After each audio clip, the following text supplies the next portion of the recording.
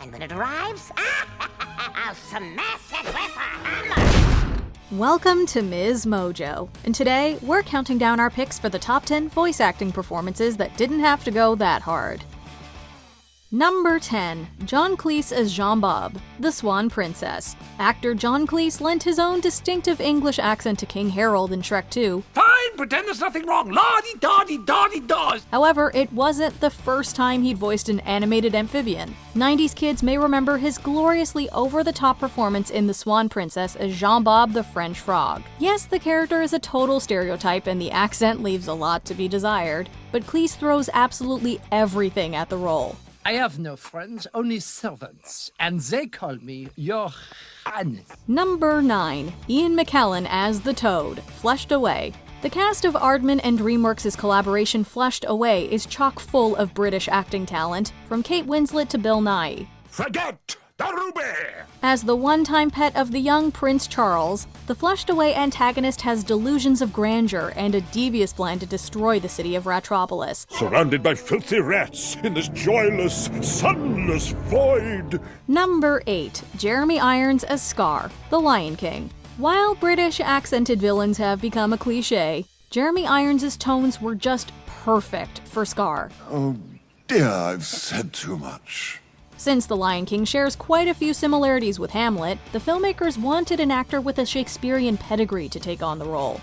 Irons' sardonic tone contrasted perfectly with the rich and warm bass provided by James Earl Jones for Mufasa. Oh, I shall practice my curtsy. Don't turn your back on me, Scar. Oh no, Mufasa.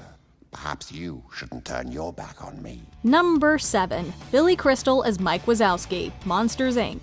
Billy Crystal's everyman persona, comedy chops, and distinctive voice made him the perfect fit for Monsters, Inc.'s Mike Wazowski. This little one-eyed green guy is the movie's hero and best friend to John Goodman's Sully. While Goodman's kind tones turn the big blue hairy monster into a gentle giant, Crystal gets all the laughs. Using mainly spoons, we dig a tunnel under the city and release it into the wild.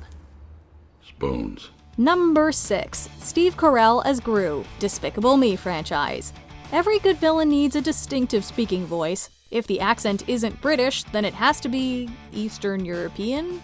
I feel like that's a dig on my performance. They love me! The comic actor really hams things up as the movie's lovable lead. We are going to steal! Pause for effect.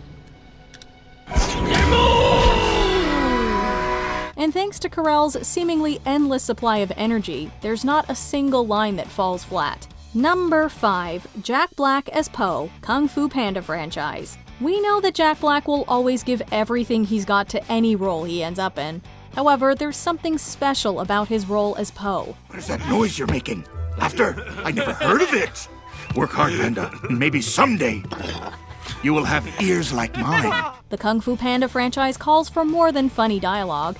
Since it's filled to the brim with kung fu sequences, training montages, and furious fight scenes, Black has to make a ton of expressive noises. What are you gonna do, big guy? Sit on me? Don't tempt me. Now, I'm gonna use this. You want it? Come get it. Plus, he has to convincingly sound like a panda. That is, if a panda could talk and do kung fu. Number 4. Tom Hanks as Woody, the Toy Story franchise. Like all the best comedy characters, Andy's favorite cowboy doll is definitely a flawed hero. There has been a bit of a mix-up. This is my spot, see? When Buzz comes into his life, he quickly transforms from a completely nice guy to a petty, jealous, and angry version of himself.